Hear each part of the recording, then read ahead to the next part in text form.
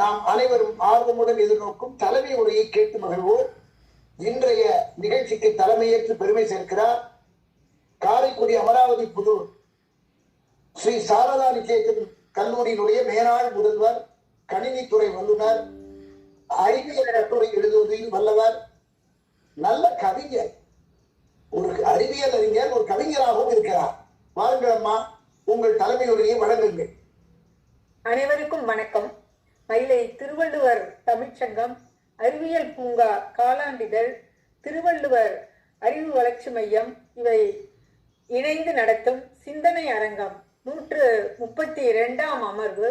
இதிலே கலந்து கொண்டிருக்கும் அறிஞர் பெருமக்கள் அனைவரையும் வணங்கி மகிழ்கிறேன். இன்றைக்கு நாம் ஒரு முக்கியமான தலைப்பு, நாளை மறுநாள் தேர்தல் நடக்கவிருக்கும் பட்சத்தில் இந்த ஒரு அருமையான தலைப்பு பற்றி நாம் இங்கே விவாதிக்க உள்ளோம். வாக்காளர்களுக்கு விழிப்புணர்வு ஊட்டுவதில் ஊடகங்களின் பங்கு என்ற ஒரு அருமையான தலைப்பை இங்கே நம்முடைய செயலர் செய்யோன் ஐயா அவர்கள் வழங்கி இருக்கின்றார்கள். இதற்கு சிறப்புரை ஆற்றுவதற்காக ப்ரொஃபசர் ஜி ரவீந்திரன் அவர்கள், மேனாள் தலைவர், journalism and mass communication, university of Madras அவர்கள் வருகை புரிந்திருக்கின்றார்கள். அவர்கள் இது பற்றி மிகச் சிறப்பாக ஒரு உரையை வழங்க இருக்கின்றார்கள். இப்போ விழிப்புணர்வு ஊட்டுவதில் ஊடகங்களின் பங்கு ரொம்ப ரொம்ப இன்றியமையாதது. ஏன்னா இன்றைய உலகையே ஊடகங்கள் தான் ஆள்கின்றன என்றால் அதற்கு மறுப்பு இல்லை. அந்த அளவுக்கு ஊடகங்களின் பாதிப்பு இன்று மக்களிடையே பெருகியுள்ளது என்றுதான் கூற வேண்டும். இதற்கு அதாவது இந்த எலெக்ஷன் தேர்தல்ங்கிறத பொறுத்த வரைக்கும் ஒரு ஜனநாயக நாட்டுக்கு, நம்முடைய பாரத நாடு மிகப்பெரிய ஜனநாயக நாடு.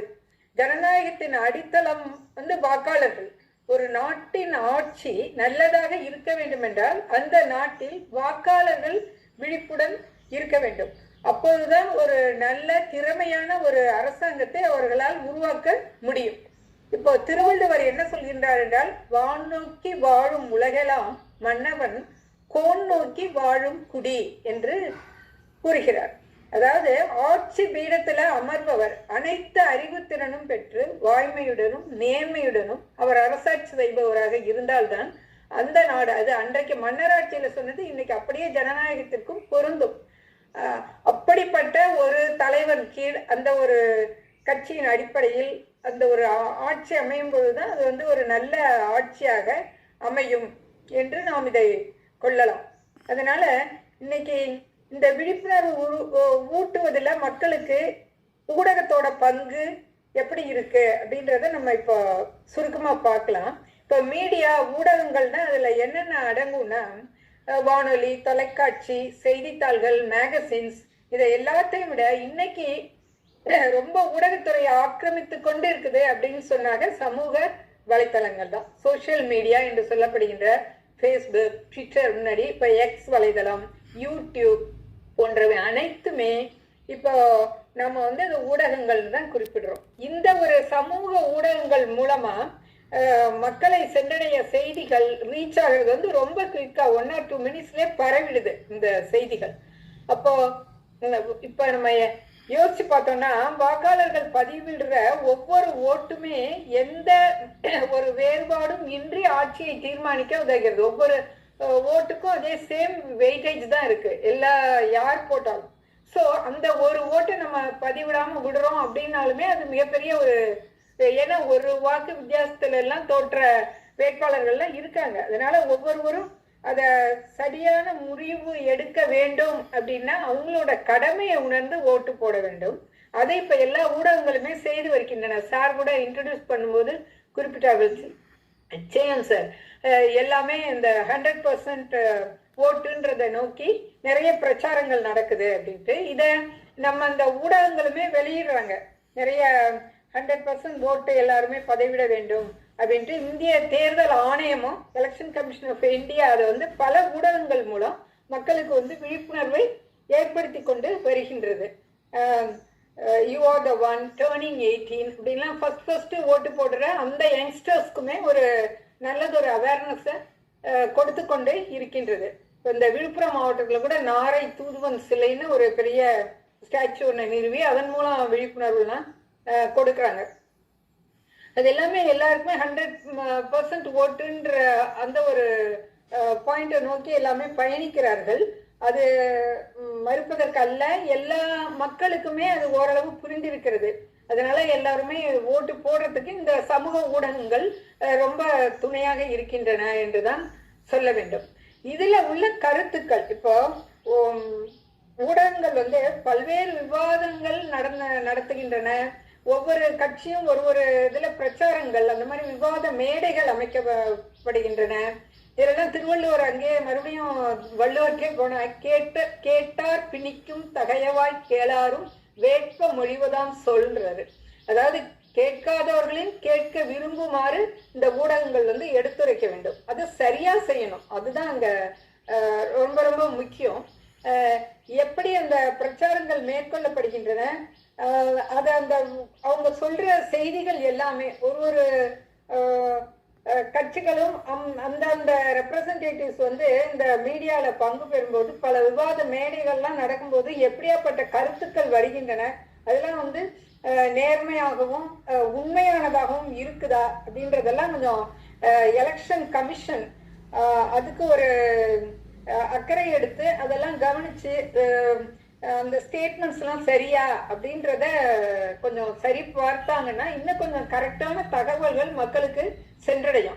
மக்கள் வந்து அதை சீர்தூக்கி பார்த்து எந்த வகையான ஆட்சியாளர்கள் நல்லவர்கள், அவர்கள் மக்களுடைய வந்து அவருடைய அவங்கள் ஆட்டிய தொண்டுகள் என்ன, அவங்களுடைய கொள்கைகள் என்ன, அவங்களுடைய திறமை என்ன, அவங்க செஞ்ச ஊழல்கள் தவறுகள் இதையெல்லாமே வெளிக்கொணர்றதுல ஒவ்வொரு மீடியாவை பார்த்தோம், ஒவ்வொரு சேனலை பார்த்தோம்னாலுமே நம்ம டிவி சேனல் ஒன்னொன்னு ஒவ்வொரு கருத்துக்களை பிரதிபலிக்கிற மாதிரி இருக்குது.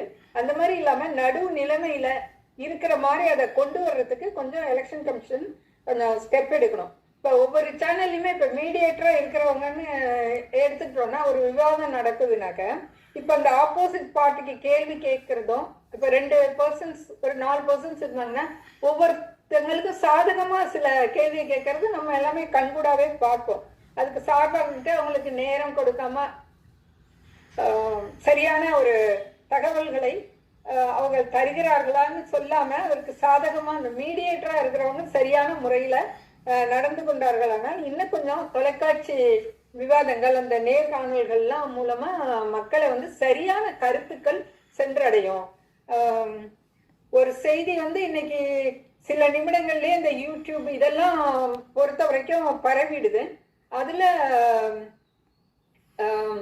அந்த டிஸ்அட்வான்டேஜ் என்னன்னா போலி செய்திகள், ஃபேக் நியூஸ்ங்கிறது வந்து நிறைய பரவுது. அது வந்து ஒரு மிகப்பெரிய சவால் தான், எது சரி எது தவறுன்றத. இப்ப இந்த அரசியல் அழுத்தம், பணத்தின் தாக்கம் காரணமாக ஒரு சாராரின் சார்பாக செய்திகளை வெளியிடுவதை பெரும்பாலும் நம்ம பார்க்கிறோம். பத்திரிகைகள், தொலைக்காட்சி உள்பட இது நம்ம அனைவருக்கும் தெரிஞ்ச செய்தி தான். இப்ப லஞ்ச ஊழல்கள் இதெல்லாம் வெளிக்கொணருக்கு எல்லா பத்திரிகைகளும் ஈக்குவலா அந்த நியூஸை கொடுக்கணும். சில பத்திரிகைகள் ஒரு சார்பா எழுதுவதும் மற்ற பத்திரிகைகள் வேறு மாதிரி எழுதும்போது அது மக்களுடைய குழப்பத்தை ஏற்படுத்துகிறது, எதை நம்புவதுன்னு. அதனால ஊடகங்கள் உண்மையையும் நேர்மையும் கரெக்டா செய்யறாங்களான்றத இந்த எலெக்ஷன் டைம்லயாவது எலெக்ஷன் கமிஷன் பங்கு வந்து ரொம்ப முக்கியமானது. அதை அவங்க செய்யணும். தேர்தல் காலத்தில் பின்பற்ற வேண்டிய நெறிமுறைகளை அறிவிப்பது, அப்புறம் சமச்சீர் செய்து செய்திகளை வழங்குமாறு அறிவுறுத்துவது, ஈக்குவல் கவரேஜ். அப்புறம் அந்த ஒருவர் அந்த பர்சனலா தாக்கிக் கொள்கிறார்கள், மத ஜாதி அடிப்படையில, கட்சி அடிப்படையில, இந்த மாதிரி தனிநபர் விமர்சனங்கள் இதெல்லாம் வந்து தவிர்க்கிறதுக்கும் சில நடவடிக்கைகள் எடுத்தா நன்றா இருக்கும். அதே மாதிரி பெய்ட் நியூஸ், இந்த பணம் வாங்கிட்டு மறைமுகமா விளம்பர செய்திகள் இவற்றையெல்லாம் கண்காணிக்க குழுக்கள் அமைத்தாலும் நல்லா இருக்கும். மெயினா இந்த ஃபேக் நியூஸ் வந்து ஃபேக்ட் செக் கமிஷன் ஒன்று போட்டு அதெல்லாம் தடை செஞ்சா கூட நல்லா இருக்கும்.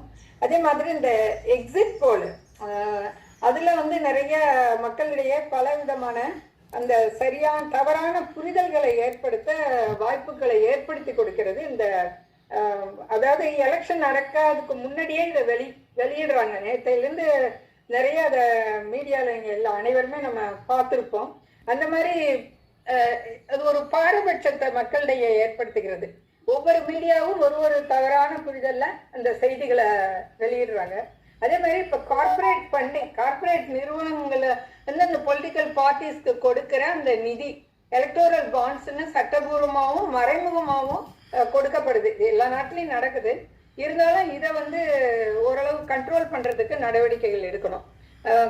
அதனால அந்த என்ன ஆகுதுன்னா, இந்த மாதிரி பாண்ட்ஸ் கொடுக்கிற அந்த கார்பரேட் நிறுவனங்கள் பின்னாடி அவங்க ஆட்சிக்கு வந்த அப்புறமா தங்களுக்கு சாதகமான கொள்கைகள், வரிச்சலுகை அந்த மாதிரி வச்சுட்டு இந்த செயல்பட ஆரம்பிச்சிடாங்க. அதனால கார்பரேட் கட்டுப்பாட்டுல உள்ள ஊடகங்கள் அது வந்து பயஸ்டா நியூஸ் கொடுக்காம தடுப்பதற்கும் நடவடிக்கைகள் எடுக்கப்பட வேண்டும். இந்த லாபியிங் இதெல்லாம் இருக்கக்கூடாது. அப்புறம் இந்த அலிகேஷன்ஸ், குற்றம் சாட்டப்பட்டவர்கள் இருக்கிறாங்க இல்லையா, அவங்க தேர்தல்ல நிக்கிறதோ இல்ல பதவியில நீடிக்க கூடாதுங்கிறதுக்கோ சட்டங்கள்லாம் கொண்டு வரலாம். அப்புறம் இலவசங்கள் அறிவிப்பதற்கும் தடை சட்டங்கள் கொண்டு வந்தா ரொம்ப ரொம்ப நல்லா இருக்கும். சில அரசியல் கட்சி தலைவர்கள் வந்து பண்பட்ட நல்ல சிந்தனையை தூண்டக்கூடிய இந்த மாதிரி அமைப்புகளும் இருக்கிறது. அதனால அப்புறம் ஒருவரை அவமதித்து தாக்குதல் செய்வதுதான் முக்கியமான காரணமா கொண்டு இந்த செயல்பாடுகள் எல்லாம் இந்த எலெக்ஷன் பிரச்சாரத்துல நடக்குது. இதெல்லாம் கொஞ்சம் இல்லாம எந்த ஒரு லிமிட்டுக்கு போகணும் அப்படிங்கிறதுக்கெல்லாம் ஒரு சட்ட வரையறை கொண்டு வந்தா நல்லா இருக்கும்.